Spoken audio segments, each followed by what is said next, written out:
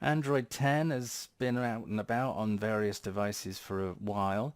Those of us that have Samsung devices have had to wait somewhat, and it's now out on the S10.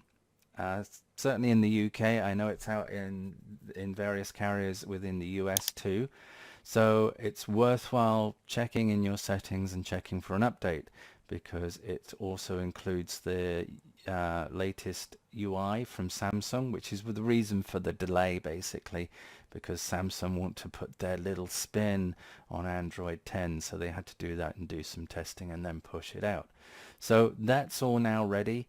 Go and check your device, go and check your Android phone. I've got an Android 10.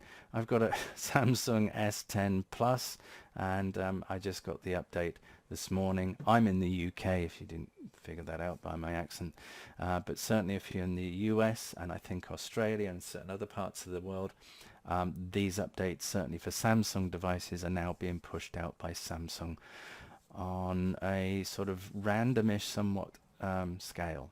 So check your device. There's a very strong chance you will get the update, Android 10 and the latest version of One UI. Check it out.